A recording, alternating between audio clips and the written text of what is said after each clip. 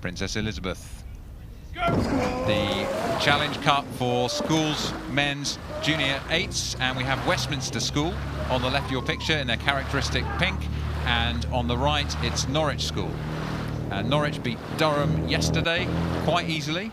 They led from the start. They're going to be up against the Westminster School first 8 seeded. This is their first race of the regatta, so their nerves will be jangling, but they've probably got a big job on their hands at Norwich School to come up against this Westminster crew. Yeah, huge job. Westminster, one of the powerhouses in junior 8s, and it's clear to see already half a length up as they approach the end of the island. You know, it's really hard for the sort of 8s that have come in at Charles Beale level to try and compete with the championship 8s. But Henley's the place to do it, right? It's one-on-one racing, it's that match sort of competition dynamic.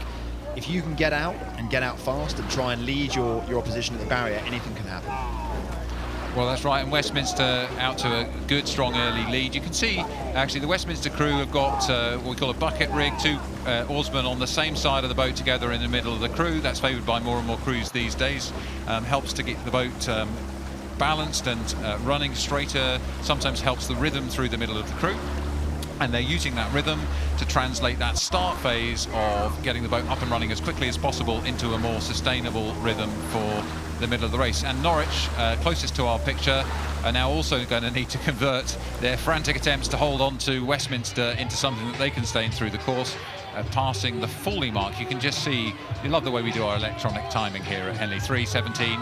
It's not going to be a fast time here given the conditions, headwind and stream reasonably strong. And at the 3/4 mile mark now, you can see Westminster have some clear water and a bit over Norwich School on the left of our picture.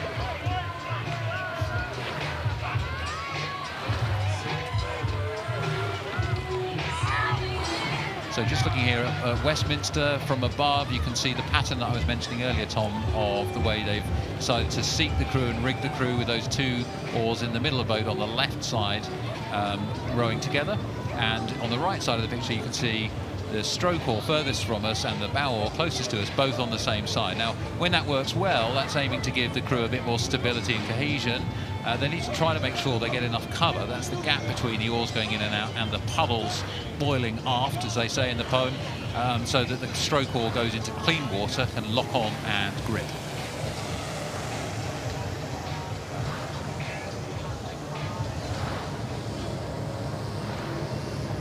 So Westminster School in the Princess Elizabeth looking to tomorrow's round, making sure that they're rowing well. In the bow seat, Charles Cartisse, 18 years old, Harry Polychronopoulos, 17-year-olds at 2, Tom Griffin at 3, Max Peel, 16 years, youngster here. In the 4 seat, Ollie Ennis, 18 at 5, Nirav Tomasi at 6, Griffin at 7, and stroked by Wilder Fulford and Cox by Timaeus Bernard. Good assortment of headgear here.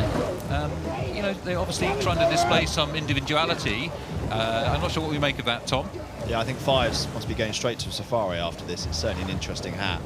I mean, it's great to see this Westminster crew out and about. 7th of the National Schools Regatta before they could combine age groups, obviously bubbling up for COVID.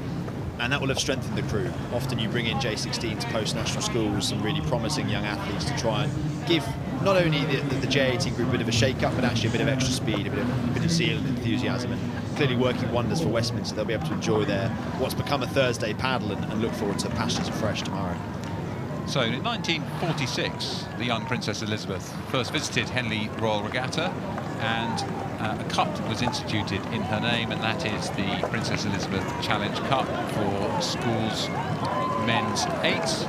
And this is its 75th year, and Westminster can maybe start thinking about that cup. It's a few days ahead for them. Do they have a chance to write their name, to engrave their name on that trophy? Many names on that trophy have gone on to become national and international stars. Stewards at Henley, including Greg Searle, who was with us earlier this afternoon. Many names on that cap, so that's one that these young men will want to see if they can write their piece of history there as well. So Westminster School, the Princess Elizabeth Challenge Cup in its 75th year, crossed the line, their first time down the track this week. And despite the assorted headgear, that didn't affect the coherence of their crew. And you can see the effort, by contrast, that's been expended by their opposition here. Quite a big effort by Norwich School. no shame in coming up against these great young men, and a cheer from Westminster beating Norwich School. Oh, you can see the contrast there, a controlled road from Westminster once they had the confidence of the start done, just glancing over the shoulder there and looking at a rather more tired, absolutely no shame coming to Henley and raising your game like that in the Norwich School boat. And it's fantastic to see there. You can see stroke Matthew Doyland really is spent, and rightly so. You've got to give it your all, and that's what these young men have done.